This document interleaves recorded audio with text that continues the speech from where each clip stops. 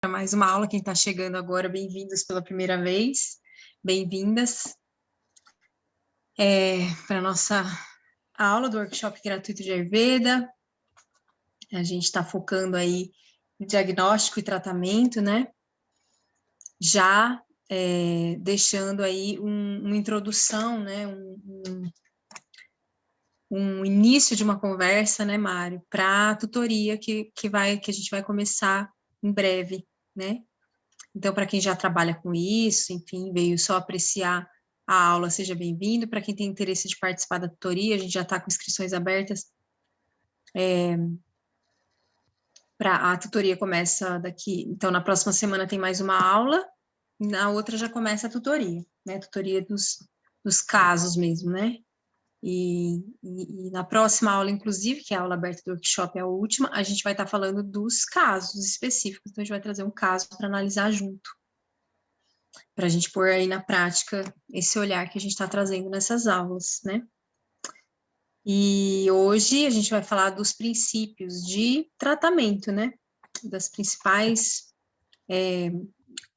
ferramentas, assim, para o tratamento. O que é o mais importante ver, né, no tratamento ayurvédico, para a gente considerar, para fazer um bom tratamento. E, Mário, se você quiser carregar Você está com...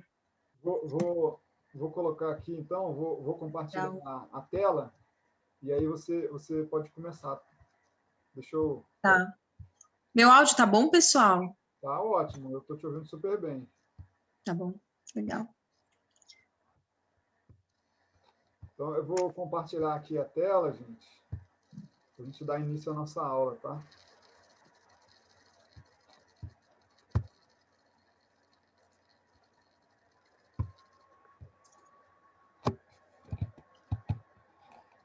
Foi aí? Vocês estão vendo?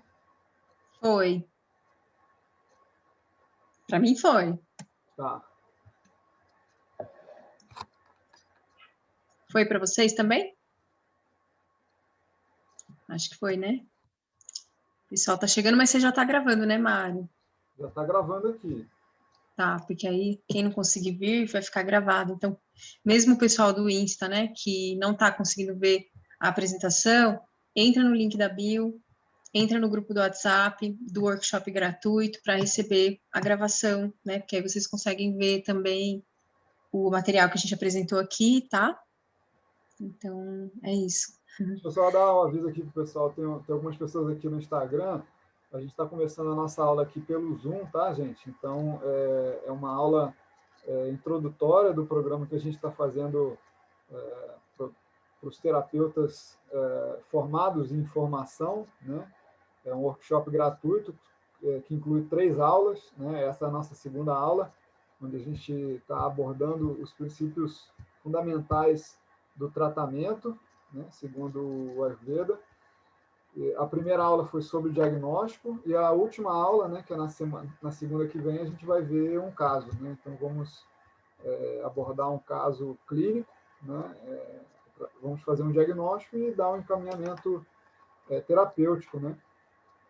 E esse programa é um programa que tem como intuito, né, chamar as pessoas para o nosso curso de tutoria para terapeutas, né? É um curso inédito, onde eu e a Sabrina, que somos terapeutas formados e também professores de Ayurveda, a gente está oferecendo aí para os terapeutas ayurvédicos, né, onde a gente vai dar um suporte, vai dar uma tutoria, vai dar todo o encaminhamento, né, para a compreensão do processo terapêutico, né? A gente que tem um pouco de experiência já, tanto no ensino quanto na parte clínica, né? Então a gente está trazendo aí para vocês, né, de forma bem clara, né, todo o entendimento de como é que funciona o Ayurveda na prática, tá? Então a Sabrina vai começar a aula aqui, eu vou me despedir aqui do Instagram e a gente vai continuar aqui pelo Zoom, tá bom, gente?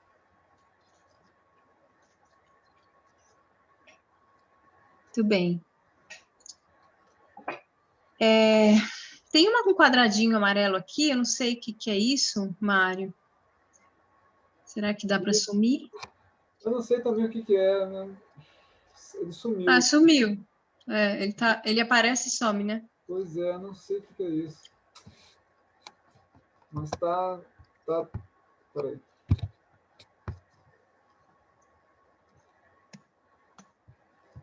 Ele fica pequeno. Tem que dar para mover ele? Não, Ele tá não, falando, cara. É um negócio, parece um fantasma esse negócio. Eu não sei o que é. ele tá, ele tá falando, por favor, mova essa janela daqui. Não dá. Você clica em cima, Não não dá. dá. Bom, tudo bem. Então vamos lá. Isso não atrapalha, né? Então vamos lá, vou começar. E aí o pessoal vai chegando. Bom, para falar de princípios, né, de fundamentos aí de tratamento do Ayurveda, tem três pontos principais, são três princípios, né, basicamente, que são considerados no tratamento, quando a gente pensa em tratamento. Uma vez que a gente já fez um bom diagnóstico, né, e a gente falou um pouco na aula passada, a partir desse diagnóstico, como que a gente vai tratar? A primeira coisa é a gente ver se, no diagnóstico, a gente detecta se tem algum excesso ali, né, no desequilíbrio, ele é de excesso ou se ele é de deficiência, né? Se ele é um desequilíbrio de excesso, né, então tem dosha em excesso, tem dato em excesso, tem ama, né? Tem coisas acumulando ali, eu vou tratar colocando substâncias de qualidades opostas. Então, com base no princípio de Samanya e Vishesha, né? O Samanya e Vishesha. Que seria esse princípio, né? Diz, substâncias de propriedades semelhantes aumentam semelhantes. E substâncias de qualidades opostas reduzem suas quantidades. Quer dizer, semelhante aumenta semelhante, oposto reduz oposto. Né? Isso é muito simples, é até o mesmo princípio da alopatia, né? Quando a gente pensa modernamente, a alopatia também trabalha dessa forma, tentando colocar a qualidade oposta para reduzir uma coisa que está em excesso. Então, o excesso de calor, eu vou colocar uma qualidade oposta para reduzir, né? Então, eu coloco frio, por exemplo, né? Um excesso de secura, vou colocar a oleosidade. Um excesso de umidade, vou colocar o seco, né? Então, a gente pensa em qualidades aí para colocar os opostos. E a mesma coisa, esse princípio de Samanya, que seria o semelhante aumenta semelhante, eu vou usar quando tiver deficiência, né? Porque se está faltando algum tecido, se está faltando algum dosha, se tem algum dosha que foi consumido, né, e saiu do equilíbrio natural dele, eu vou usar substâncias, alimentos, hábitos que sejam de qualidades semelhantes para que aquilo volte ao seu equilíbrio, né? Então, se está faltando frio, eu vou, desculpa, tá faltando, pode ser frio, calor, enfim, tá faltando calor, eu vou colocar mais calor, para poder aumentar o calor que tá faltando, né? Então, é simples, né? É muito simples esses dois princípios que vão pensar, primeiro, se tem excesso, vou colocar algo oposto. E se tem uma deficiência, eu vou colocar algo semelhante, para aumentar, para aquilo deixar de ser deficiente no corpo. E o terceiro princípio fundamental aqui é que o dosha, ele precisa retornar ao seu local de acúmulo, né? Para ser reduzido, então eliminado. Então, todo o caminho de acúmulo, que começa lá no sistema digestivo, depois vai evoluindo conforme se evolui, conforme se insiste num mau hábito, conforme se insiste no mau uso dos sentidos, ou enfim, isso vai fazendo acumular mais ainda o dosha naquele local, ele vai transbordar, né? Ele vai agravar, depois transbordar e se instalar em algum outro tecido. Então, o caminho para eliminar esse excesso, né, ou esse dosha perturbado, deve trazer ele de volta para o local de acúmulo, né?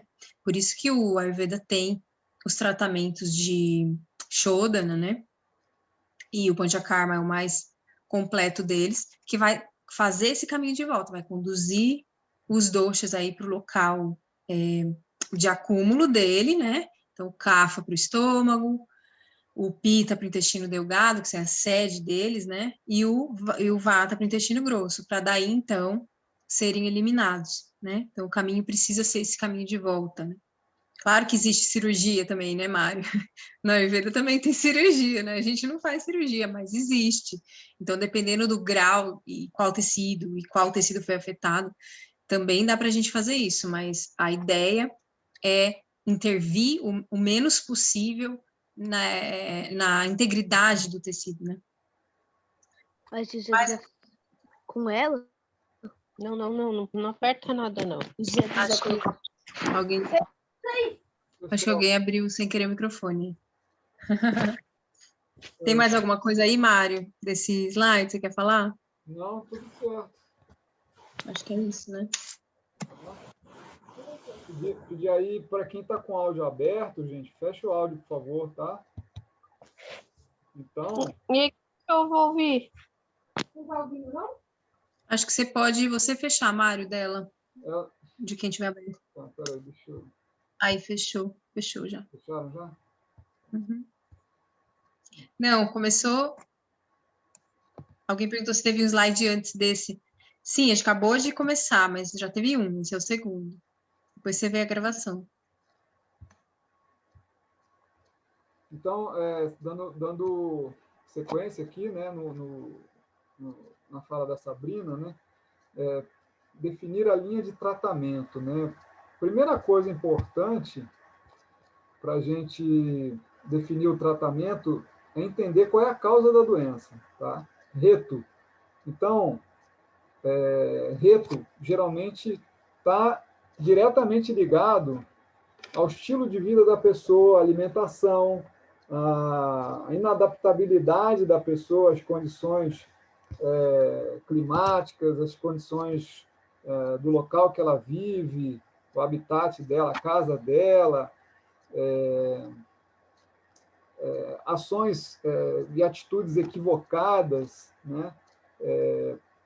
Para a gente entender melhor isso, a gente tem que entender o que é saúde, né? E os princípios fundamentais que o Ayurveda determina como sendo práticas, né, que levam o indivíduo a ter saúde. Isso tudo a gente encontra nos primeiros capítulos dos textos, né, onde a gente vê rotina diária, rotina anual, os pilares da saúde perfeita, sono, dieta e uma vida sexual saudável, a não supressão das necessidades fisiológicas, né? Então, observando isso, né, a gente vai encontrar as causas das doenças, ou seja, os erros que as pessoas elas fazem, né, que levam a esses tipos de desequilíbrios, né?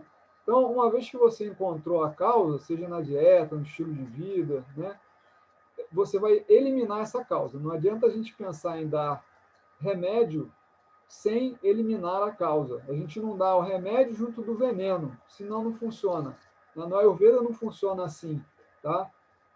Pode ser que muitas vezes na medicina tradicional a gente veja isso, né? Na medicina moderna a gente vê muito isso, né? A pessoa toma remédio, o remédio tem um efeito paliativo em determinada doença, mas a causa da doença não é eliminada. E aí aquele remédio fica só mascarando o sintoma por um tempo, né? E você não vai tratar de fato aquela doença. O Ayurveda ele é bem categórico quanto a isso, né? Se você não encontrar eliminar a causa, você não tem como você tratar da doença, tá? Então, isso é um ponto fundamental. E aí, obviamente que dentro desse princípio, né, você vai identificar qual é o dosha agravado ou os doshas, né?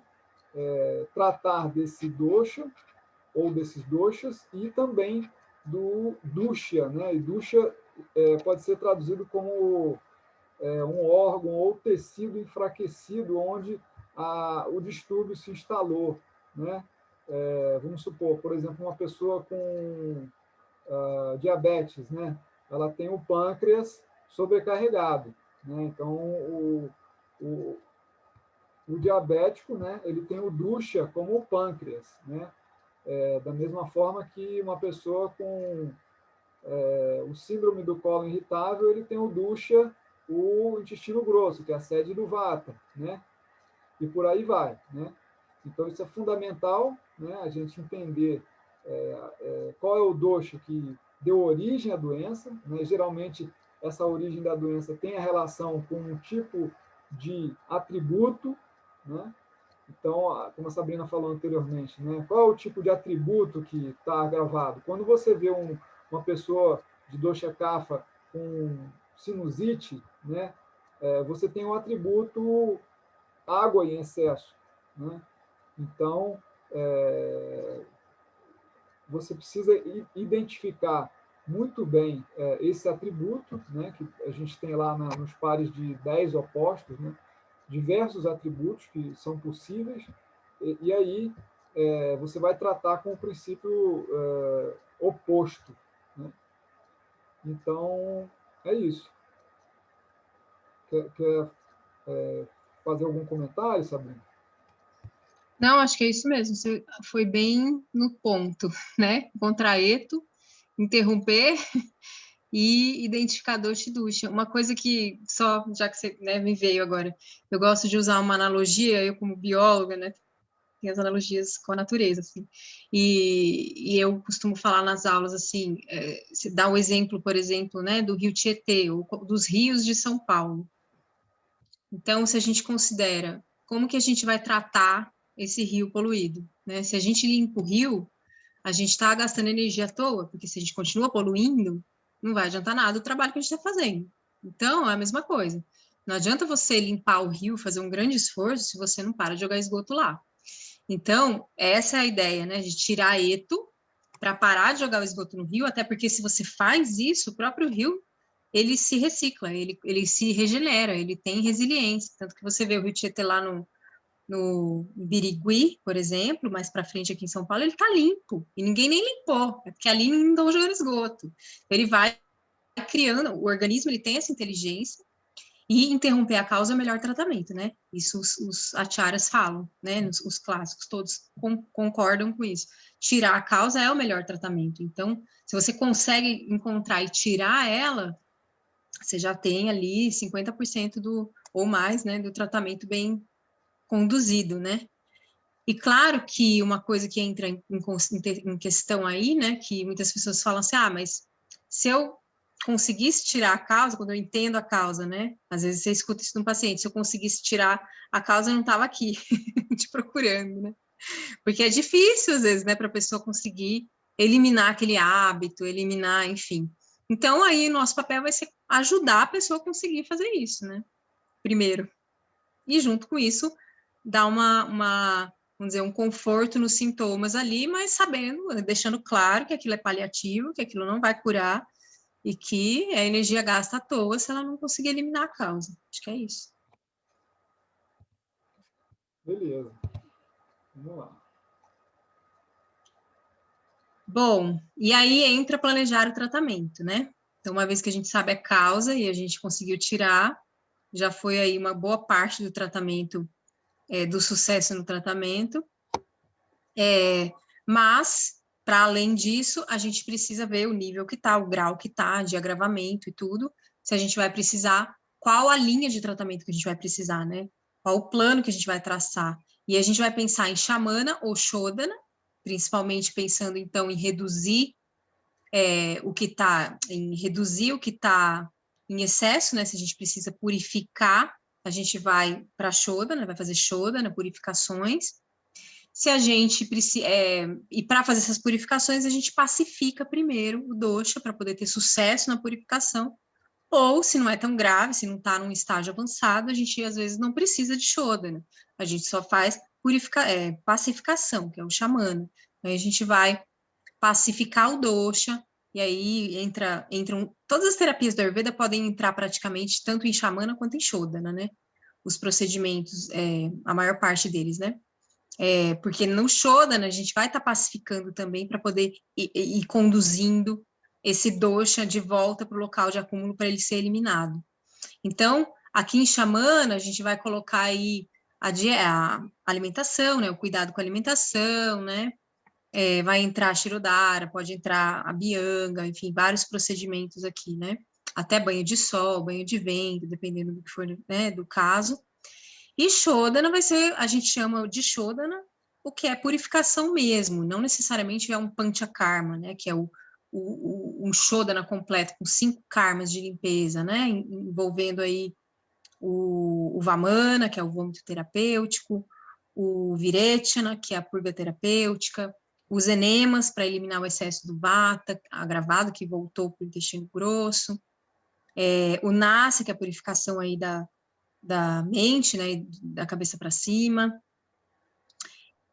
e o Rakta Mokshana, né, poucos casos vão fazer, mas alguns precisam, que muitos também é bem efetivo, que é a retirada de sangue, né. Então, sempre vai entrar, são essas duas grandes classes aqui, né, que aí vai depender muito do que a gente diagnosticou, né, e se a gente conseguir eliminar a causa, né, porque muitas vezes se conseguir eliminar a causa, às vezes só um xamana bem feito por um longo período, ele faz um bom tratamento, e muitas vezes é o que a pessoa pode fazer, né? Ela não tem condições de tirar um período para fazer um shodhana, um panchakarma, então aí você vai pensar no xamana, né? E acaba sendo mais lento, né? Mais suave, mas muitas vezes efetivo se for bem feito, se a pessoa levar a sério a dieta, readaptar, né, o estilo de vida e receber os procedimentos todos. Então, aí vai entrar sempre dieta, né? A dieta é a raiz da história, né? Para a gente deixar o Agni equilibrado, né? Também. E, em geral, assim, as origens, né, das doenças estão em grande parte na dieta e no estilo de vida mal conduzidos. E entre os procedimentos e tudo mais.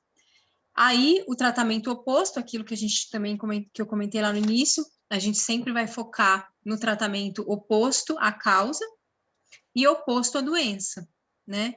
Então, eu só vou pensar em usar semelhante quando tem deficiência, né? Ou depois que eu fiz um shodhana, um tratamento mais de purificação, aí eu preciso fortalecer de novo, recuperar esse organismo, né? Eu acho que é isso, Mário. É uma coisa importante, assim, né, que eu vejo alguns terapeutas caírem nesse erro. A pessoa vê um paciente e aí ela tem um distúrbio bem sério e tal, ela fala, você tem que fazer panchakarma, tá? Mas quando a gente está tratando de um paciente e um determinado tipo de desequilíbrio, né, que se apresenta naquela pessoa, né, você não precisa fazer o panchakarma, os seus 5 karmas, né, para tratar de determinada questão, né? Se a gente está considerando, sei lá, uma doença de pele, você precisa fazer só 1 ou 2 karmas, né? Que no caso o Viretina e o Rakta Mokshana, né? Se você está tratando de artrite reumatoide, você precisa fazer só o Basti, né?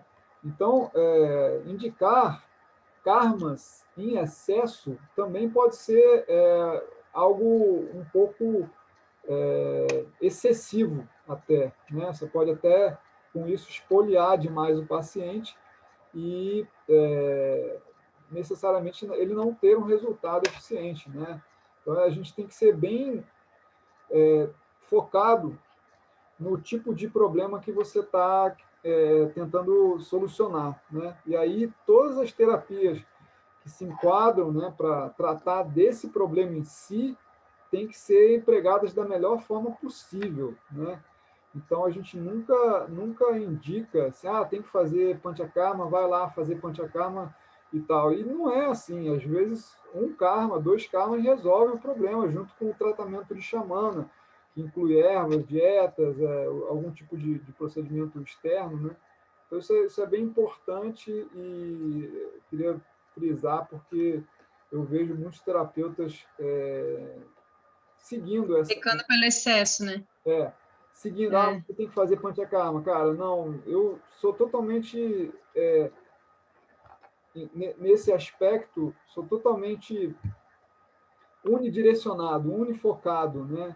Porque a questão é onde é que está o problema e como que você resolve aquele problema, né? Sem demandar demais da pessoa, né? Você não precisa pedir que ela faça demais, né?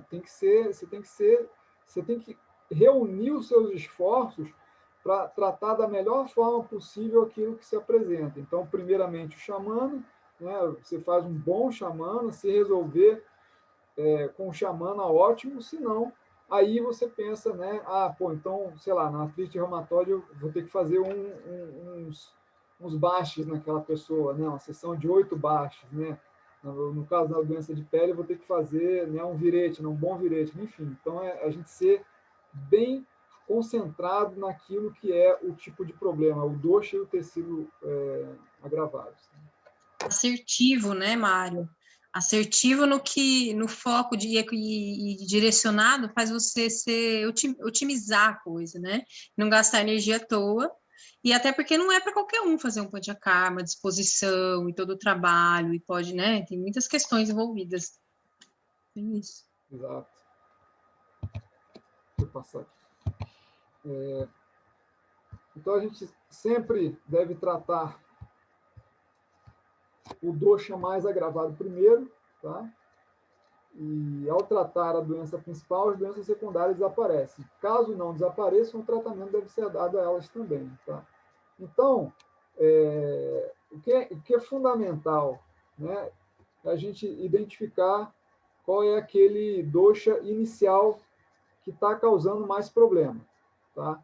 Uma vez que você identificou aquele dosha que é o fator causal das doenças, você elimina ele e as outras doenças elas vão ser tratadas automaticamente. Um exemplo bem claro disso é uma pessoa com, por exemplo, com obesidade, né? Aí ela está com a partir da obesidade ela desenvolveu hipertensão, desenvolveu colesterol, né? Então, qual é o cerne da questão ali? É você eliminar o kapha, tá? Não vai se preocupar em tratar da hipertensão. A hipertensão ela é uma condição que se dá, nesse caso, né, por conta do excesso de tecido, excesso de dosha kapha, né, que é a untuosidade, né? Isso vai gerar uma sobrecarga ali para o coração, né? Então você tem que tratar de reduzir o dosha, né, da melhor forma possível, e aí as outras questões secundárias elas vão ser eliminadas, né? Você não precisa se preocupar em dar um remédio para isso, para aquilo e tal, só se o problema estiver gerando muito desconforto ao paciente, onde os sintomas, né, dessas doenças secundárias sejam realmente muito, muito graves. E aí você precisa pacificar os dois. O dosha, que é o principal causador de problema, e também tratar ali do tipo de desequilíbrio secundário. Tá? Então, é uma matemática que a gente precisa estar sempre atento, né, para saber qual é a prioridade que você vai dar nesse tratamento, né? É isso. Quer comentar, Sabrina? Não, acho que é isso. Acho que tem o próximo slide, inclusive, ele complementa isso que você falou, que é isso, né? Focar no que é prioritário ali, porque acaba que essa doença, esse desequilíbrio principal, ele costuma ser, né? Vou falar assim, que a gente não está com o caso aqui, mas ele costuma ser o que causa os outros desequilíbrios secundários, que é aquilo que o Mário falou. Então, um dosha acaba agravando os outros, né? Porque os três são ali, eles existem como constitutivos no organismo, como um equilíbrio, teoricamente, e quando um deles está em desequilíbrio, aquele balanço, aquele equilíbrio fica prejudicado no total. Então, ele acaba criando questões paralelas, outras complicações secundárias, que são secundárias, como diz o nome. Então, muitas vezes a gente cuidando, e em geral é isso, cuidando dessa principal, essas secundárias vão acabar desaparecendo por consequência, né? Mas caso elas estão gerando muitos problemas e estão causando muito incômodo, também a gente olha para elas e trata delas também para ter um alívio imediato, que vai ser mais paliativo, né? Enquanto resolve o problema principal. Acho que é isso. Deixa eu passar aqui. Aspectos importantes. Quando a patologia envolver tecidos mais profundos, devem se tratar ambos, dosha e o dato, né? Então, é fundamental a gente considerar, né, muitas vezes que você está tratando, vamos supor, de uma artrite reumatoide, né? Então, a pessoa ela precisa de terapias, medicamentos específicos para condição das juntas, né? Vamos supor aqui... A Guita está falando que sua voz está baixa, Mário. Está baixo? Tem que aumentar. Para mim não tá. Para mim tá boa. Vou procurar falar Para Guita ali. Tá. Vou procurar falar Você tá no máximo aí, Guita ali? Sim, Às vezes eu sou... a sua voz, para mim, chega bem clara. A do Mário, não. Vou procurar falar um pouquinho mais alto, tá? Então, vamos lá. Se a gente tem, supomos, um paciente lá que está com artrite reumatoide, você está tratando sistematicamente, né, da condição lá, das juntas do paciente, né? Então, você está utilizando Marraio Garage Gugulo, está utilizando óleo de rícino, né? E aí, só que acontece o seguinte, que o Vata também, ele não está ajudando lá no intestino grosso, né? E aí, o que você tem que fazer? Sistematicamente, considerar o dosha, né, que é o dosha vata, o causador da artrite reumatoide, e tratar também de ambos, né? Manter aquele dosha funcionando em sua perfeita ordem e continuar tratando do tecido afetado, que no caso, a artrite reumatoide são as juntas, né? Então, isso é muito, muito importante, tá? Às vezes acontece da gente continuar considerando o dosha, né? E aí o tratamento, geralmente, né, na linha de ervas que vão promover a melhora do funcionamento do dosha, né? Então, obviamente que cada um, né, desses locais ali, né, no intestino grosso você tem o vata, no intestino delgado você tem o pita, no intestino e no estômago você tem o kapha, né? Você vai dar substâncias que são benéficas, né? Que vão promover a melhoria do funcionamento local ali do dosha, né? E vai tratar do tecido, tá? E os dushas, né? Ou seja, os tecidos, as anomalias funcionais podem incluir os shirotas, né? Que tem relação direta com o vata, né? Que são os canais de circulação, o agni, tá? Que tem relação direta com pita, os datos, os tecidos, que tem relação também direta com kapha, ojas, que é a imunidade, né? Malas, são as excretas, e os sentidos, tá? Todos esses podem estar com anomalias funcionais, tá? Que a gente vai sempre considerar. E os tratamentos para os shirotas, né? Que tem lá, de acordo com o Charaka, que cita isso, né? Os tipos de tratamentos específicos, né? Para os 4 tipos de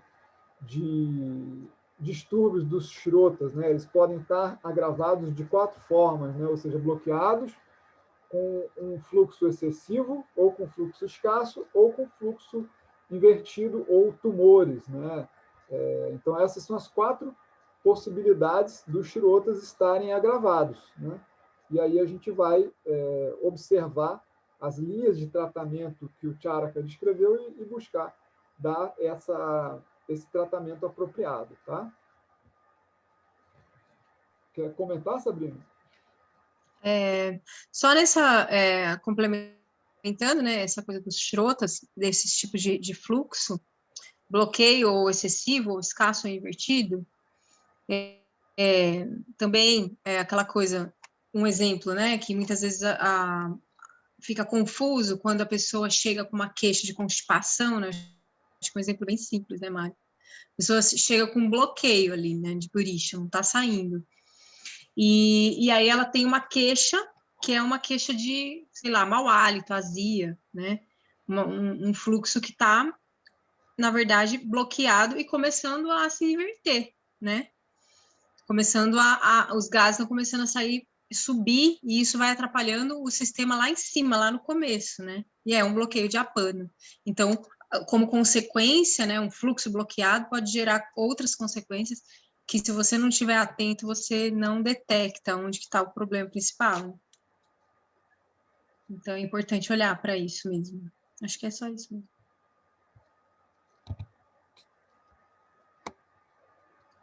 Bom, aí, um resumo, assim, né, que é importante também frisar, né, de quando a gente pensa em tratamento. A primeira linha de tratamento, quando a gente fez o diagnóstico e a gente viu que aquele organismo ele tem AMA, se tem AMA, isso tem que ser a primeira linha de tratamento, que vai vir junto com aprimorar o acne, né? Porque se tem AMA acumulando, tem algum manda acne, seja no tecido, né? Seja um mandadato acne. Em geral, se está no tecido, tem um jataracne também, pelo menos ou irregular ou lento. Então, a primeira coisa é a gente pensar, olhar para o sistema e falar, tem AMA? Fazer essa pergunta mesmo, tem AMA? Se tem, a gente vai primeiro digerir AMA. Então, aí promover a digestão de AMA vai ser a prioridade aí, né?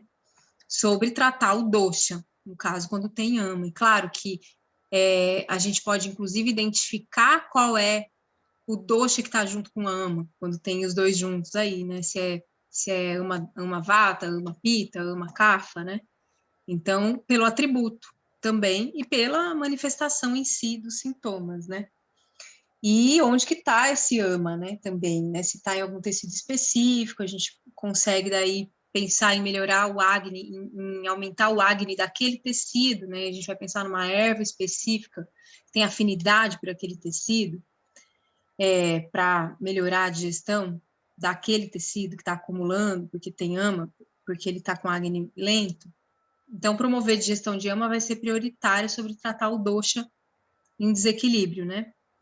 E tratar o acne tem prioridade sobre tratar a ama, porque tratar o acne vai melhorar o acne e vai fazer digerir ama, né? Então, essas duas coisas vêm juntas aí, na verdade, né? Olhar para a ama, se tem, se não tem, qual é o tipo de ama, e cuidar do acne, né? Então, garantir um bom fogo digestivo que consegue transformar, né? A ama, eliminando ela, e transformar a dosha que está se comportando como ama, se for o dosha que está acumulado, e se tiver ama junto com dosha, enfim, um bom acne que vai fazer essa digestão. Então, a gente tem que estar sempre olhando aí, tratar o acne como prioridade, junto com ama. Por isso, ama pátina. A gente faz, né, aumenta a ama e acne para digerir ama. Então, quer dizer, porque a ama não pode sair do corpo por outro caminho que não seja o caminho digestivo, né? Tem que voltar para lá. Então, por isso, olhar para o acne, o jataracne principalmente, mas também todos os outros acnes, né? Se está acumulando, se tem uma questão de água, né? É o butacne, o jala-acne, né? O butacne da água, que está lento. Se tem se a questão é com o elemento terra sendo acumulado, então é o acne da terra que está baixo também. Então, mas o jataracne é o pai, né? Ele sendo bem regulado, ele, por consequência, regula os outros acnes também. E aí, eu só, né, lembrando que ama tem as características de kapha, né, com exceção de que ele é fétide também, né, ama. Então, para a gente detectar a ama, é importante a gente lembrar dos gunas de ama, né? Então, frio, úmido, oleoso, pesado, pegajoso, denso, estagnado, né?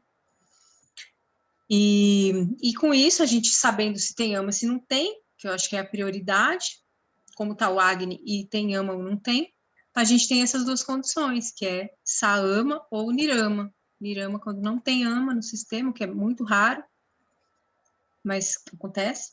E condições onde os atributos, como o Mário comentou na aula anterior, né, Mário? Só se é um terapeuta Ayurveda, ele chega sem ama, acho que foi isso que você falou, né? Se ele é um terapeuta Ayurveda, ele pode até chegar aqui sem ama. Se não, é difícil, sempre tem algum acúmulo de ama em algum lugar.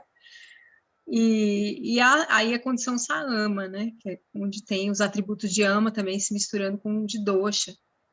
E aí a gente tem que aumentar o Agni, tanto Jataragni ou eu do tecido, ou Butagni, para poder digerir essa ama, né? Acho que é isso. Exato, esse é um ponto bem importante, né? Quanto mais a gente entender como digerir ama de vata, pitta e kapha, mais a gente vai ter muito sucesso na nossa prática clínica, tá? Então, existem N substâncias, né, que podem ser utilizadas sozinhas ou em combinação para você fazer esse Amapachana de Vata, de Pitta ou de Kapha. Então, quanto mais a gente entender disso, que é um ponto assim inicial do Ayurveda, mais a gente pode ter bastante sucesso na nossa prática. E realmente, pela minha experiência, a maioria das pessoas tem ama. Quem não tem é quem é um terapeuta Ayurveda que já tem conhecimento, mas a maioria das pessoas tem ama. É muito difícil você passar para uma pessoa que não tenha ama. É muito, muito difícil, quase que impossível. Aspectos importantes, né, para aumentar o Agni. Então, a gente sempre considera os elementos fogo e ar, principalmente fogo, né? Ervas picantes, né, como o pípali, a pimenta do reino, o gengibre, a titraque, e outras que são, digamos, outros minerais também podem ser utilizados, né? Mas essas todas, né, são ervas assim extremamente importantes. E se a gente vai considerar também se tem ama, né, a gente, para promover o Agni, a gente utiliza ervas que são iguais ao Agni, né, que são quentes, picantes, né? E para digerir ama, a gente usa ervas amargas, né? Então, essa combinação de ervas picantes com amargas, elas são fundamentais, tá? A ama é descolada, né, por ervas amargas, então você pode encontrar aí, por exemplo, no Guduchi, é uma boa erva para digerir ama. Por exemplo, também o trífala, a trífala, né, também é excelente também para digerir ama, mas pode-se usar algumas outras, N possibilidades aí, tá? Mas, de modo geral, essa combinação, né, que vai ajudar a promover o Agni e descolar a ama, digerir a ama, né? Então se fazem com os picantes e os amargos, tá? E aí, obviamente, que você vai, né, identificar, né, primeiro, se o dosha está com ama, né, aí Dipana e Pachana, e depois, se ele está sem ama, né, uma vez que você digeriu ama, aí o tratamento é específico para o dosha, né? Então, supomos, eu estou tratando uma pessoa lá com rinite, né?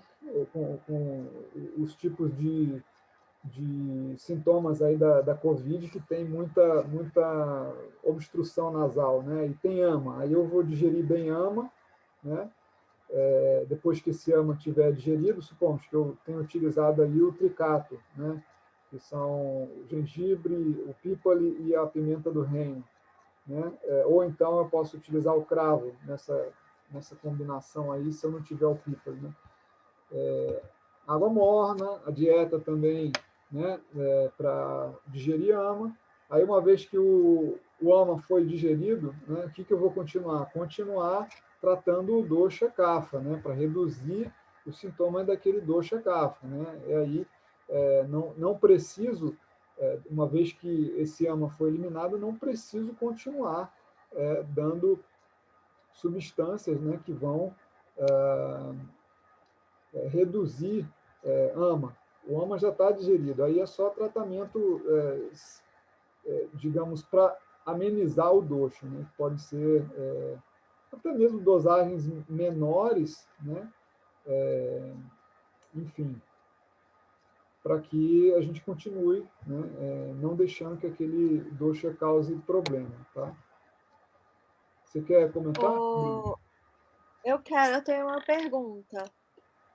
Sim. Eu não consigo compreender, Mário, porque ervas amargas, normalmente, elas são frias, certo? E ressecantes, né? Como que elas têm o potencial de fazer pachana? Elas carregam justamente por ter esse poder de mobilidade, né? Até expansivo, né, do amargo. Então, acaba promovendo mobilidade mesmo. Entendi, porque na minha cabeça, assim, quando eu parei para pensar por mim mesma, né?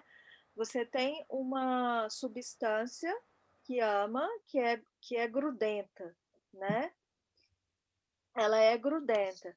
E se você coloca uma substância amarga que é ressecante, na minha cabeça eu resseco aquilo, mas ela continua mais grudada ainda, porque na minha cabeça eu preciso de oleação para fazer aquele ama escorregar, não é não? Não, na verdade, você está certo em falar que primeiro a gente resseca. Primeira coisa do tratamento é aumentar a ruksha, atributo seco mesmo, tá? E aí depois, se você precisa de snehana, né? Ou seja, se você precisa de lubrificação, aí você vai fazer lubrificação. Mas a primeira coisa é criar ruksha. E como que você cria ruksha? Com fogo e ar, né? São as duas digamos, os três elementos, na verdade, fogo, ar e éter. São os três elementos que criam o ruksha no corpo, né? Só que você precisa promover a Agni também, né? Então, por isso o fogo, né? Não é só criar a ruksha sem Agni, né?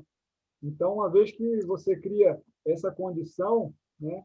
Aí você ama é reduzido a quase zero, né? Pelo menos ali no sistema digestivo ele é reduzido, tá? Aí depois as terapias de Snehana são as terapias seguintes, né? A gente faz o Snehana e depois, se é necessário, a gente faz o quê? O Shodhana, né? Então, tem toda essa sequência, né? A primeira coisa de todos é aumentar o Agni e promover o Ruksha. Uma vez que isso teve o seu papel, né? Aí você vai ver o que continua sendo, digamos ali, continua dando problema, né? Então, eu vou continuar tratando daquele dosha, daquele dato, né? E aí, ervas para o dosha, ervas para o dato, procedimentos para o dosha, procedimentos para o dato, né? Então, é fundamental a gente entender que ruksha é sempre a primeira coisa a ser feita, a não ser que você tenha uma pessoa que está desnutrida, aí você não vai fazer ruksha, né? Uma pessoa que está com perda aguda de tecido, você não vai fazer ruksha, tá? Mas, de modo geral, a maioria das pessoas precisa de ruksha. E o amargo, ele é ar e éter, então ele faz esse papel aí, né? As ervas quentes trazem o fogo, como o Mário falou, o amargo vai trazer o ar e o éter. É depurativo, né, o amargo. Então, na combinação, eles juntos fazem esse processo de mobilizar ama.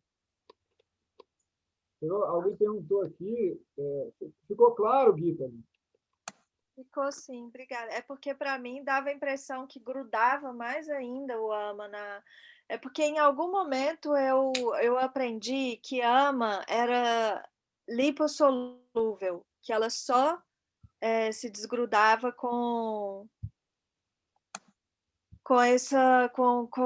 a gordura mesmo. E para mim parecia, né? Se você tem alguma coisa grudada, você precisa de algo que faça aquilo escorregar, né, para sair. E aí, quando eu pensava no sabor amargo que resseca, eu falava, nossa, mas se resseca, é o contrário disso, vai grudar mais ainda o negócio no tecido, a toxina no tecido. Ela tá certa, isso que você falou é lipossolúvel, ela é mesmo. Então, o óleo, porque todas as membranas do corpo são de óleo, são lipídicas, né? As membranas celulares.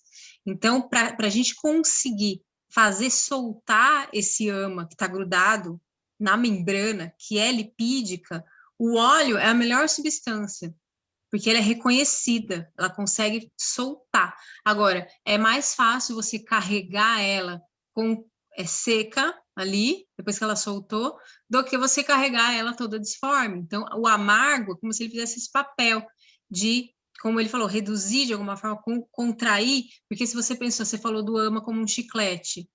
Sim. Você pode endurecer ele primeiro com gelo, né? E depois você joga o óleo para ele escorregar. Entendi. Então, as duas coisas vão estar atuando juntas. Tanto que na medicina chinesa, eles acabam trabalhando diferente do Ayurveda, né? Diferente, mas eles acabam trabalhando muito com o frio.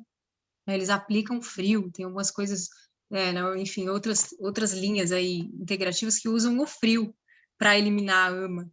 E aí o princípio que eles usam é esse princípio do amargo, que o Ayurveda usa combinado com o do quente, de alguma forma, né? Porque ele é como se ele contraísse aquilo ali e soltasse. Então, a membrana lipídica, ela é lipídica, então eu preciso do óleo ali para conseguir tirar aquilo da membrana e soltar, mas ela está ali compacta para poder ser mobilizada. E essa expansão, essa mobilização, quem traz é o éter, o elemento éter do amargo. Claro, porque aí ela perde densidade, né? Fica mais leve de se... Exatamente, mobilizar. Exato. É isso. Muito grata. Obrigada. Mas quer ver só, uma forma, assim, um exemplo bem prático, assim, né? Por exemplo, a pessoa está, supomos que ela está com o fígado sobrecarregado, né? Com ama, se sentindo super pesada, né? Você dá um chá de boldo para aquela pessoa, é provável que ela vomite na hora, né? Então, assim, ele tem esse efeito de mobilizar mesmo, né? De colocar para fora. A mesma coisa acontece com os cachorros, né? Quando estão com algum tipo de indigestão, eles vão comer folhas amargas e vão vomitar, né? Então, assim, isso é bem fácil da gente observar como o amargo é poderoso, né? É limpante, né? Ele é Total, limpante. total. É. Desobstrutor. Bem isso. E catabolizante também, né? Ele é secante, redutor de tecido, então ele faz reduzir ama também. Me ajuda a reduzir ama. Então, seguinte, teve alguma outra pergunta que alguém falou aqui? Alguém perguntou sobre o micro-ondas, né? Qual a visão do Ayurveda sobre micro-ondas? Tá, a gente pode falar no final isso, né, Mário? Isso. Tá. Então, sobre os tecidos, né? Quando tem acúmulo de tecido, a gente vai pensar em tratamento de redução. Quando tem um tecido que está sendo consumido, a gente vai pensar em tratamento de nutrição, né? Então, quando a gente olha para os tecidos, se tem tecido sendo afetado, né? A doença já evoluiu aí de um terceiro estágio para frente, foi afetar tecido. Então, como que ela está afetando esse tecido? Se ela está permitindo acúmulo de tecido, e aí, em geral, né, quando tem acúmulo de tecido, é um acúmulo de tecido de má qualidade, tem manda acne desse tecido, eu vou ter que aumentar o acne do tecido e colocar ervas e tratamentos aí pensando em reduzir, né? E ideal é saber qual é a erva que tem afinidade por aquele tecido, para eu justamente fazer o que o Mário fala, que é ser otimista, né? Então, eu não preciso pensar em 500 coisas, eu vou pensar numa erva específica e que vai ser direcionada para aquele tecido. Então, sei lá, se eu estou pensando num tratamento de cafa doxa sendo acumulado em tecido gorduroso, né? Meda. Tem um baixo acne ali, um manda acne, um lento, né? Um acne deficiente. Eu preciso aumentar esse acne. Aí eu vou pensar no melhora no pana, quer dizer, um melhor condutor de um medicamento para chegar lá. E aí o mel antigo é um bom condutor e que tem afinidade pelo tecido gorduroso. Então, vou pensar em utilizar esse anupana e colocar, por exemplo, o gengibre, que também é um bom redutor de ama e também aumenta o acne do tecido, né, do medadato e vários outros. Na verdade, o gengibre é meio chave, né, no Ayurveda. Então, eu poderia pensar no tricato, mas assim, poderia pensar em colocar isso no mel, né, por exemplo. Então, eu vou pensar, a gente vai pensar num bom tratamento focando no tecido, primeiro sabendo se eu preciso reduzir ou nutrir, né? E segundo, pensando no melhor anupana e pensando na melhor erva, né? E também no melhor procedimento, né? Então, se for para nutrir, por exemplo, e aí tá tendo falta, se a pessoa está com deficiência desse tecido, eu vou primeiro nutrir. Nesse caso de deficiência, por exemplo, em tecido gorduroso, eu primeiro preciso nutrir uraça, né? Pensando em aumentar a rararaça, aumentar a substância nesse corpo, para daí isso chegar no medadato, né? No corpo. Claro, vou colocar óleo, garantindo que tem um bom acne para digerir isso, né? Mas primeiro, colocar uma alimentação aí nutritiva, né? Acho que é isso, né, Mário, daqui. É só Você um parênteses aqui, né? A maioria das doenças são chamadas de doenças que têm origem santártana, pelo excesso de nutrição. É muito difícil você ver casos de pessoas com falta de nutrição, né? Aqui, pelo menos aqui no Brasil, é bem difícil. É mais fácil... Verdade. Ou você vê em locais assim muito pobres, né, onde a pessoa não tem o que comer. Mas a maioria dos problemas que a gente vê são por excesso de nutrição, seja combinações equivocadas, comer muito, várias refeições, comer sem fome, e por aí vai. E às vezes excesso de alguns nutrientes, né, e falta de outros, né? Na obesidade você vê excesso e desnutrição ao mesmo tempo, né? Má absorção, tudo isso junto. Então, isso é um aspecto bem importante, né? As pessoas comem muito, comem coisas pesadas demais, dieta incompatível, comem sem fome, né? Comem por outros motivos. Então, esses são os principais causadores de doenças, né? É muito raro você ver doenças por falta de nutrição, muito, muito raro. Então, os duches, né, os tecidos enfraquecidos, causam doenças recorrentes. Para essas condições, terapias Rasayana para aumentar a força e imunidade do tecido, né? Então, vamos supor, a pessoa com algum distúrbio do Madhya Dhatu, né? Ela pode ter, supomos que, sei lá, Alzheimer. Não é melhor vir aqui para dentro, não, Jéssica? Não é melhor? Não está muito frio? Tem alguém que acho que está muito frio aí para ele. Microfone.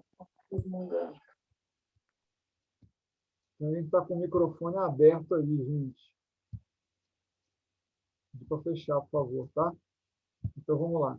Continuando aqui, uma pessoa que está com algum tipo de doença no sistema nervoso, Alzheimer, né? Então, isso vai gerar uma depleição, né? Digamos que um enfraquecimento daquele tecido. Então, é fundamental a gente melhorar a qualidade, né, desse tecido com ervas que são com terapias, né, e ervas que ajudam, né, a melhorar a qualidade desse determinado tecido. No caso, por exemplo, a Mucuna pruriens, né, é uma erva muito, muito importante, né, para melhorar a qualidade do Madhya Dhatu, assim como também terapias, né, que são terapias de oleação, né, terapias como o uso da combinação de ervas que são tônicas do sistema nervoso com substâncias também que vão ajudar a nutrição desse tecido, como leite, óleo, né, e por aí vai. Então, a gente aplica, né, não só pela via oral, mas por outras vias, né? Terapias rejuvenescedoras, como no caso, você pode pensar no Násia com o Kshirabala Taila 101, né? Que é um preparo com o leite, com o balá, medicado 101 vezes, né? Então, você tem um óleo extremamente potente, extremamente tônico, né? E aí você está aplicando ele via náusea, né? Que também tem um efeito direto no sistema nervoso, né? Ou seja, as vias nasais são a porta lá para a cabeça, que é a sede do cérebro, do sistema nervoso, né? Então, todos os tipos de terapias empregadas aí para ter esse efeito rejuvenescedor, tônico rejuvenescedor, melhorando assim a força e a imunidade do determinado tecido, né? Quer fazer algum comentário, Sabrina? Não, acho que é isso, Rasayana, né? Eu gosto muito desse nome, porque a terapia Rasayana, eu coloco, né, o Vajikarana junto ali perto, né? Eles vão ter funções diferentes, mas ambos um vai estar focando no Rasa, o outro vai estar focando lá no Shukra, mas eles fecham um circuito, então, assim, a nutrição do Rasa, né, Rasayana, ele está pensando em começar do começo, né, de começar, nutrir o Rasa e, com isso, nutrir todos os outros tecidos. Só isso, na verdade, só um aspas aí, que você já falou tudo. Então, Pode passar.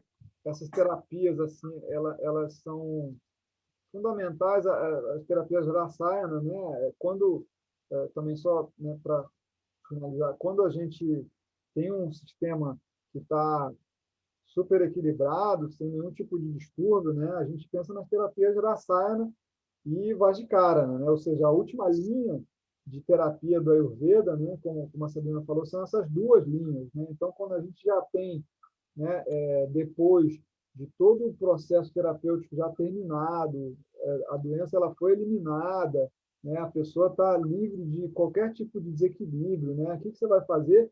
Você vai tonificar essa pessoa. Aí você tonifica essa pessoa com as terapias rejuvenescedoras, rasayanas, né? E as terapias afrodisíacas também, né? Que vão promover aumento da qualidade do Shukra Dhatu, né? Então, essas são as últimas linhas, né? O Ayurveda não trata só de eliminar problema, né? Não é só isso, o Ayurveda, pelo contrário, né? Ele tem essa última linha terapêutica que é maravilhosa, né? Onde Rasayana e Vajjikarana andam juntos, assim, que são, digamos que uma especialidade, né, do Ayurveda, né? Isso. Que são mantenedores da saúde, né? Para manter o corpo saudável e a longa vida aí, ganhando força e imunidade, evitando que o organismo seja afetado por algum desequilíbrio, por alguma doença. É isso aí. Deixa eu passar aqui. E aí, Ojas, né? E aí entra Ojas. A gente está até, acho que a linha vem de Rasayana e Vajjikarana, né? Pensando daí, o foco desses dois, né, do Rasayana e do Vajjikarana, é manter Ojas, no caso Vajjikarana principalmente, e Rasayana garantir uma boa entrada de prana, né, que o Ojas vai sustentar ali, né.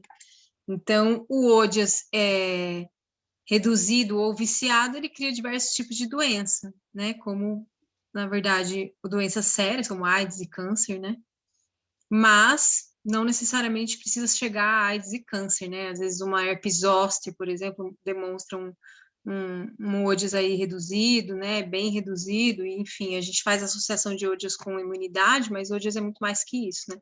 É o que sustenta mesmo todo o prana que a gente consegue captar via sentidos, né? E via alimentação, e sustenta a vida, né? Então, mas quando tem essas condições que a gente claramente vê Ojas reduzido, né? Faltando mesmo Ojas, falta de vitalidade, uma baixíssima imunidade, e no caso a Covid também, né, tem causado isso, né, Mário? E nas pessoas que ficam graves, né? A via do vírus é destruir Ojas e causar como se fosse parecido um quadro com AIDS até, né? Nas pessoas que estão graves, assim.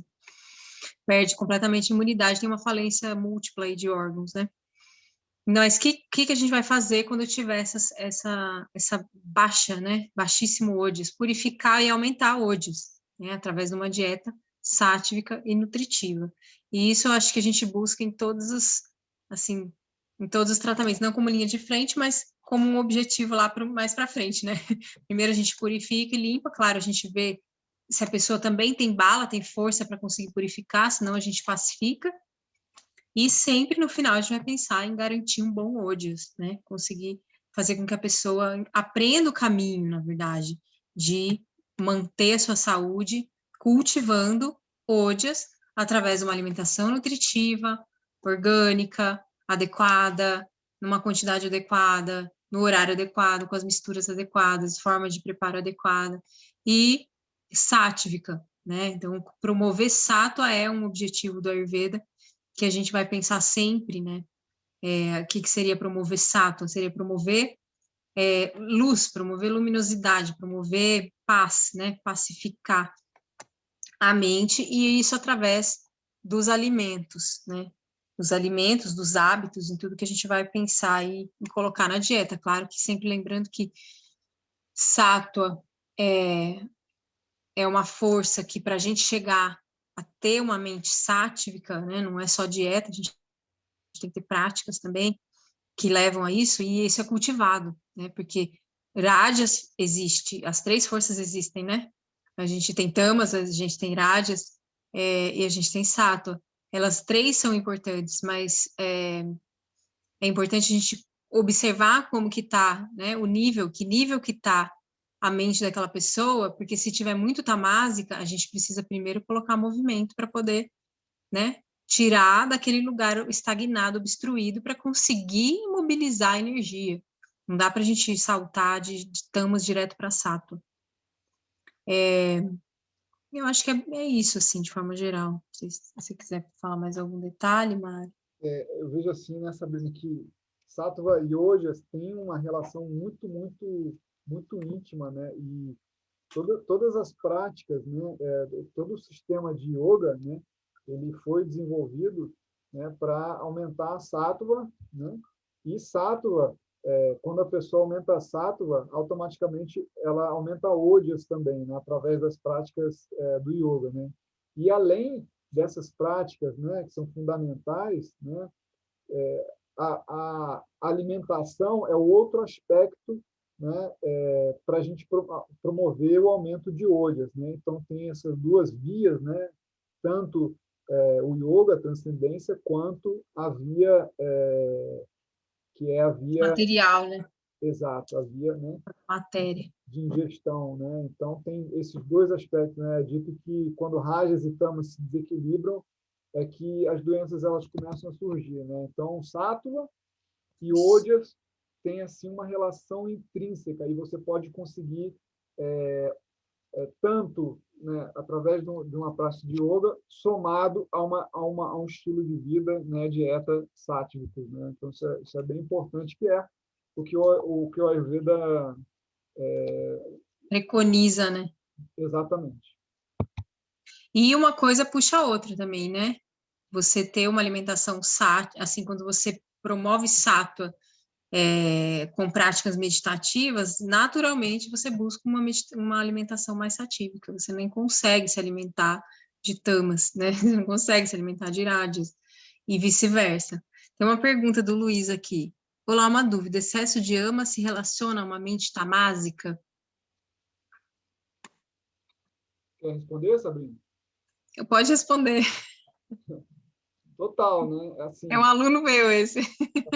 porque Então deixa eu responder.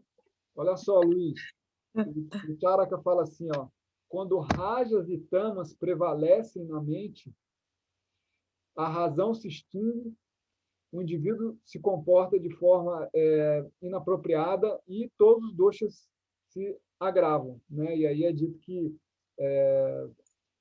a causa de ama é desse agravamento dos doshas ou mesmo pelos seus atributos, né, que são quase idênticos à kapha, né? Então, certamente, uma mente tamásica ela vai produzir esse ama tanto através das suas buscas equivocadas e também pelas suas emoções, que também podem ser emoções pesadas e difíceis de digerir, né? Então, tem Ama emocional. exatamente, tem esses 2 aspectos que são fundamentais, né?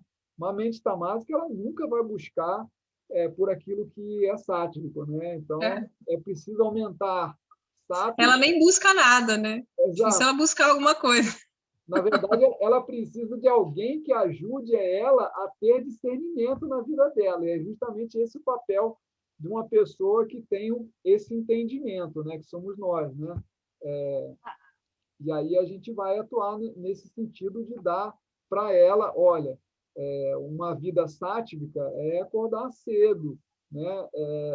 Você fazer exercício de manhã, se alimentar quando está com fome, dormir cedo, né? Respeitar algumas regras fundamentais que estão lá nos primeiros capítulos, né? do Dinacharya, Ritucharya e por aí vai, né?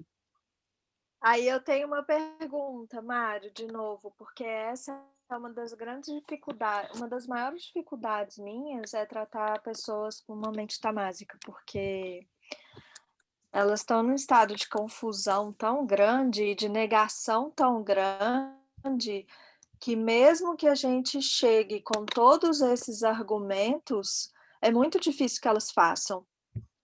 Sim. Quer responder, Sandra? E aí eu fico com eu me sinto bem com as mãos amarradas, assim, sabe? Porque é muito difícil tirar uma pessoa de um estado tamásico, porque É, ela não tem discernimento nenhum, nem para te escutar. sim, eu concordo. Assim, na minha experiência, né? Eu posso falar da minha experiência com isso. Em geral, essa pessoa, se ela estiver muito no tamas, ela nem vai te procurar, né?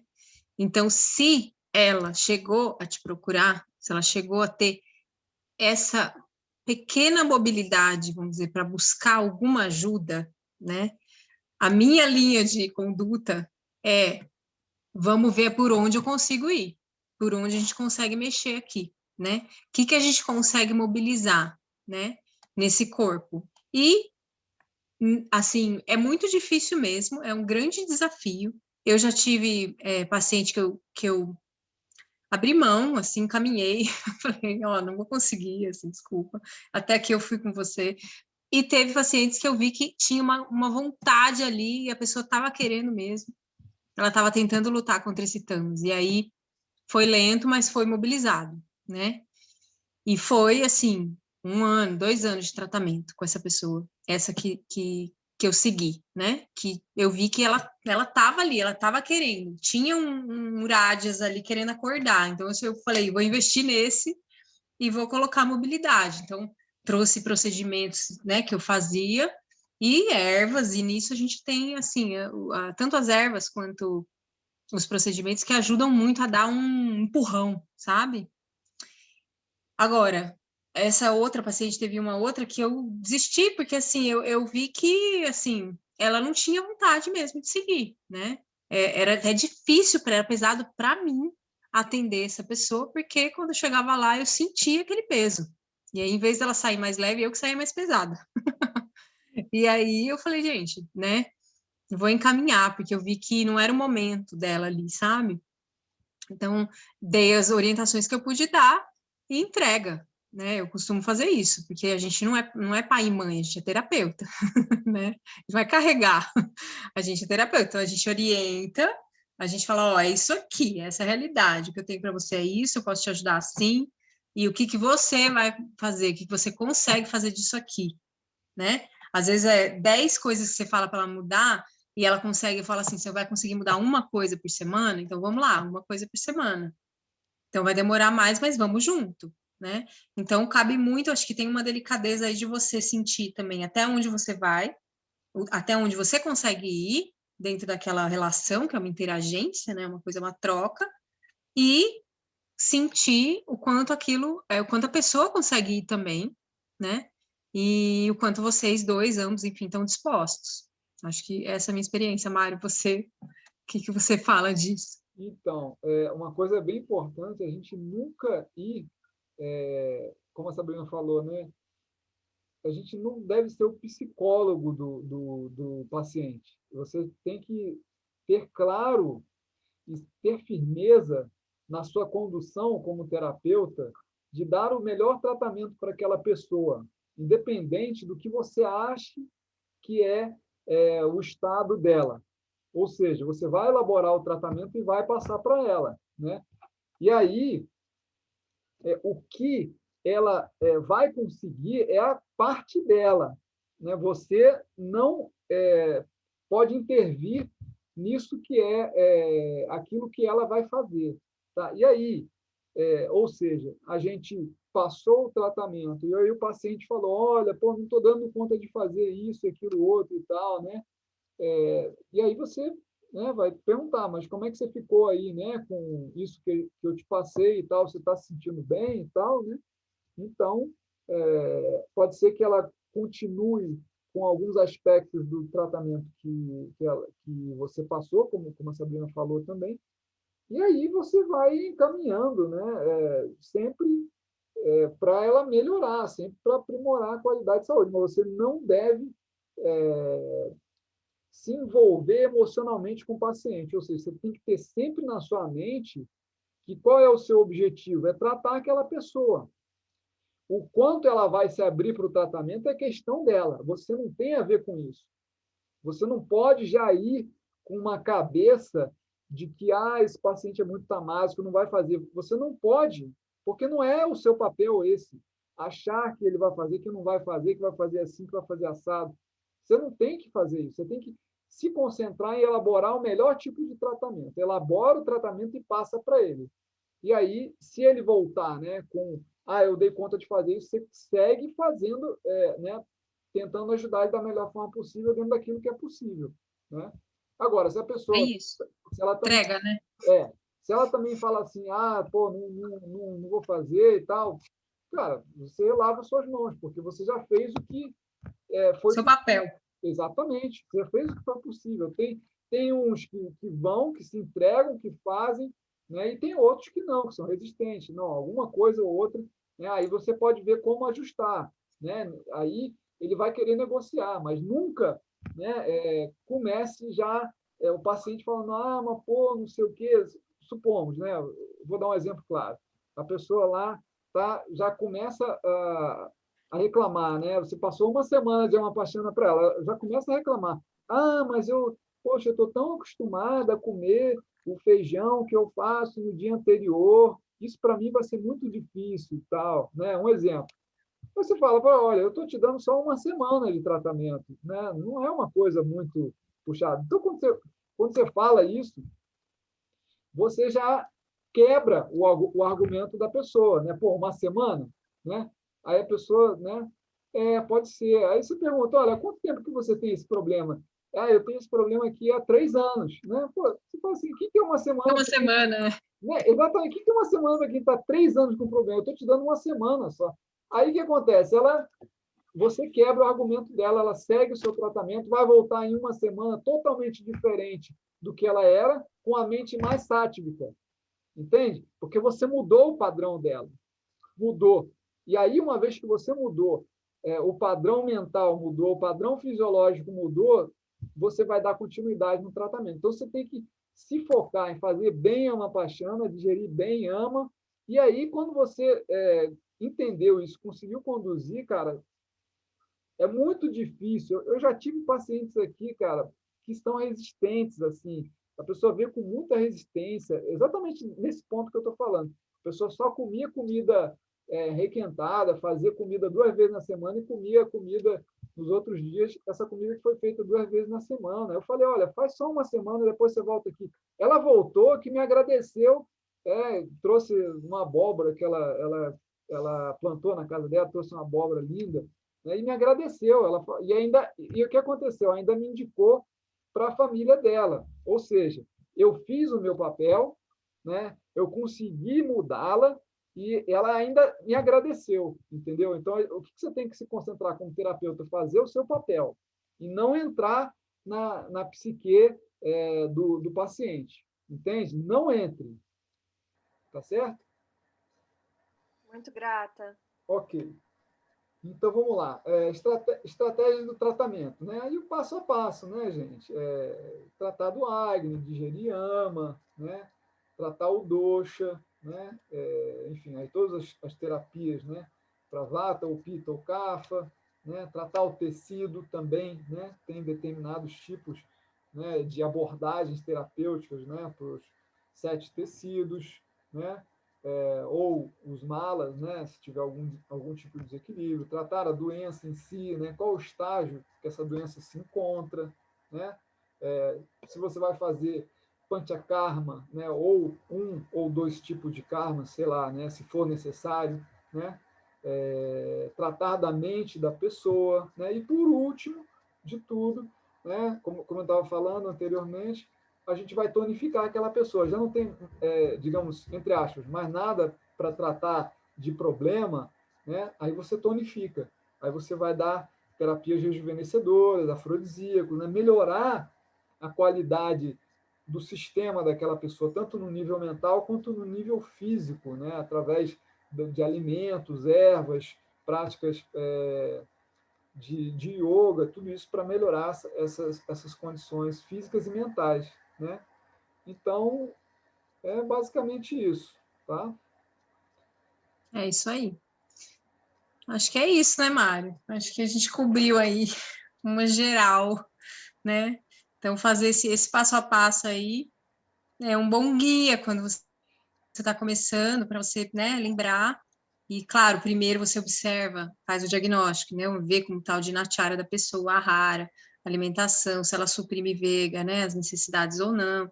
Aí você examina Agni, Dosha, Dusha, Dato, Mala, Shrota, vê tudo isso. Achou Eto, ele tira Eto.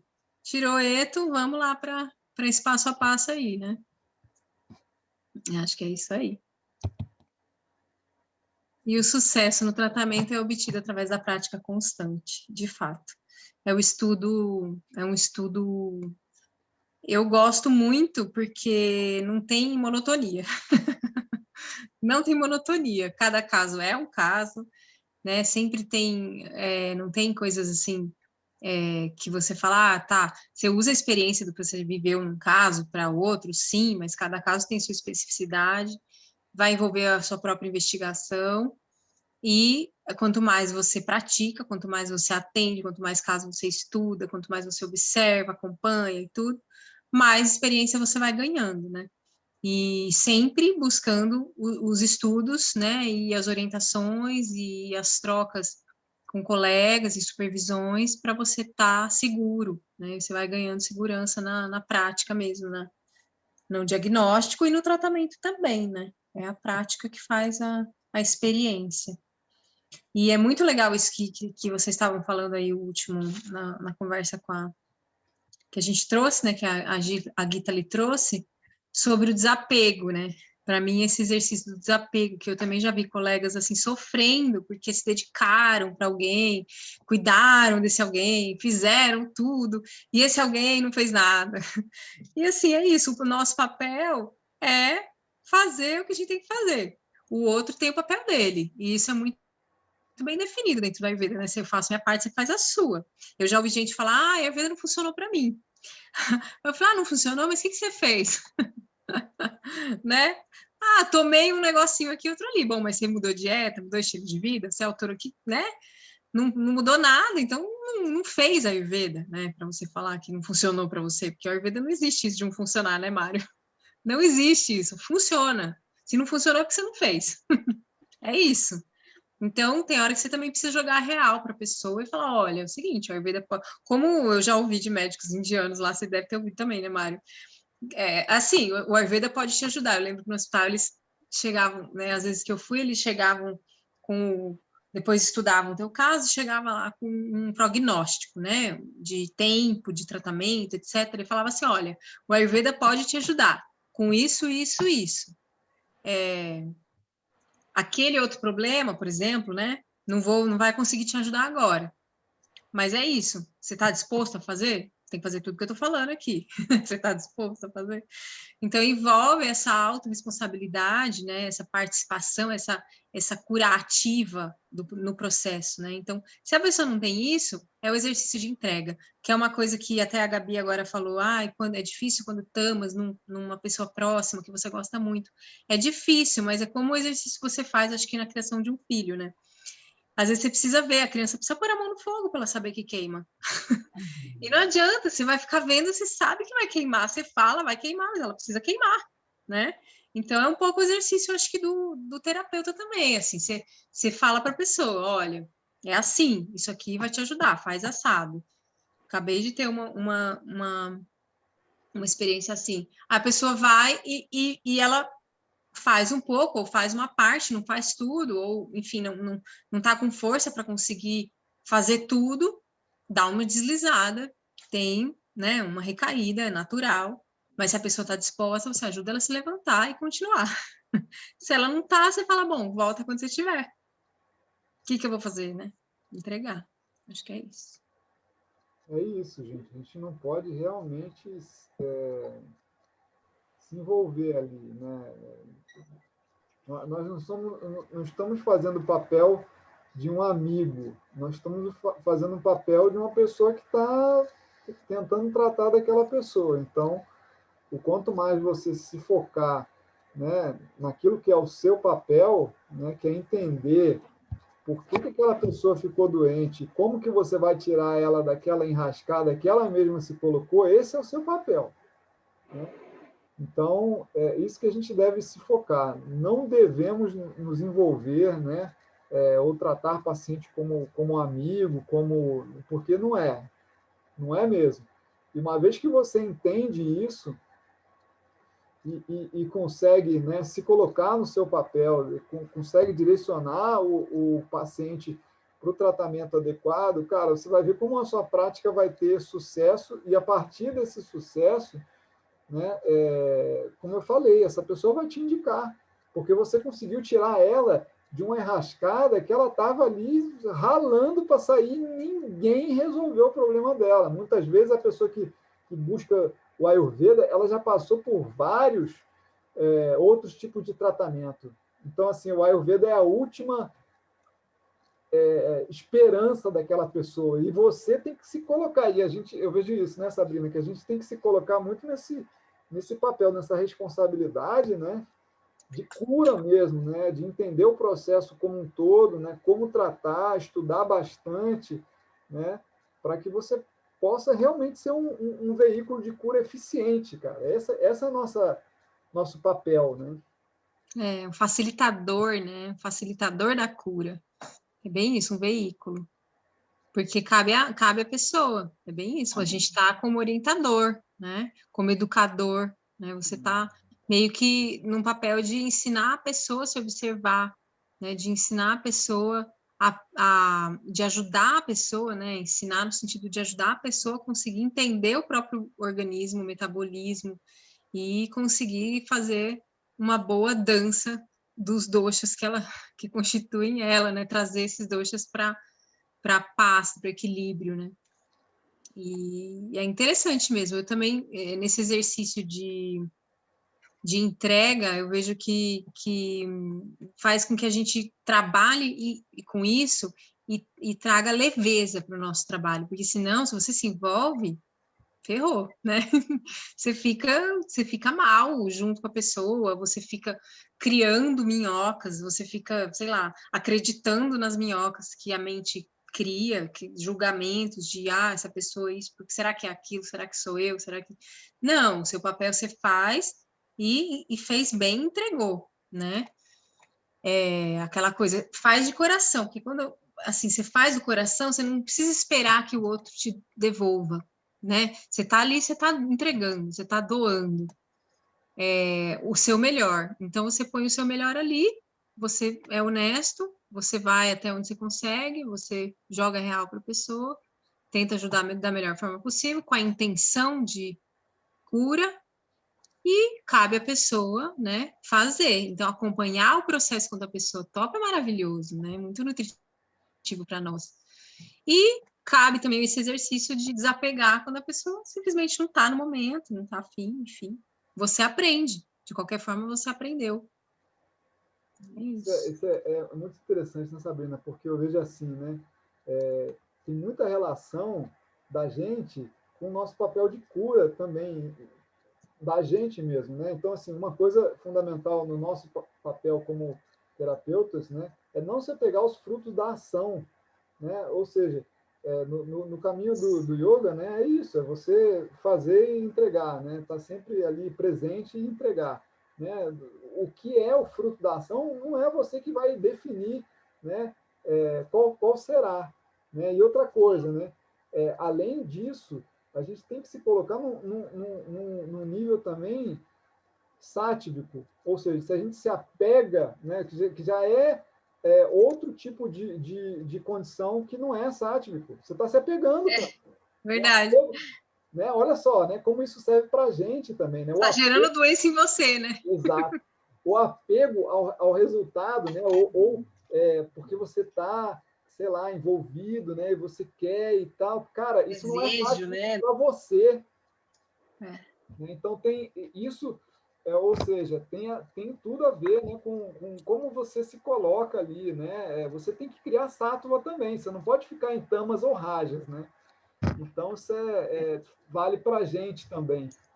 Sim, verdade, bem pontuado. É um processo bonito, né? Porque é troca, né? Não é unilateral, é uma troca. A gente também está aprendendo e a gente, na prática, também isso vai sendo aprimorado, né, Mário? Pelo menos. E no começo eu tive momentos de falar, nossa, mas eu vou.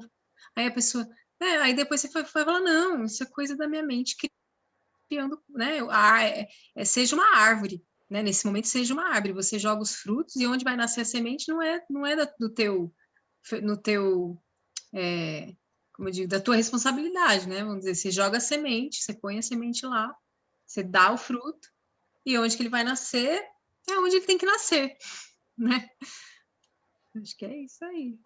Alguma pergunta a mais, pessoal? Acho que encerramos por hoje. Na próxima aula é o aulão, que a gente vai fazer aberta também, a última do workshop. A gente vai fazer uma análise de um caso. Então, voltem aqui. Espero que vocês tenham gostado. E quem tiver interesse, né, de seguir com a tutoria, depois do workshop, a gente manda o link lá também. Acho que já mandaram essa semana para inscrição. É isso aí, gente. Se vocês tiverem mais alguma perguntinha, ainda dá tempo de fazer, tá? Sejam todos bem-vindos. É um grande prazer nosso, tá? Compartilhar com vocês. Isso que faz parte, assim, da nossa vida profissional, né?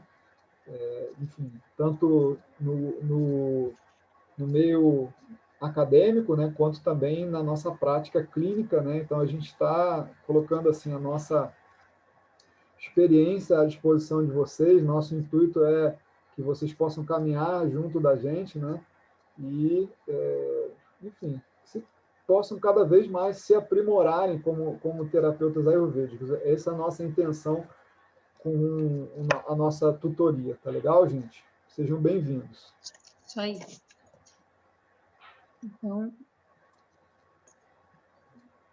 Então é isso. Que bom, Ana. Tá mais apaixonada pelo Ayurveda. Ayurveda é apaixonante mesmo. Então é isso. Obrigada aí pela presença de todo mundo. E até a próxima semana. Namastê, Mário. Tchau, tchau. Tchau, tchau, gente.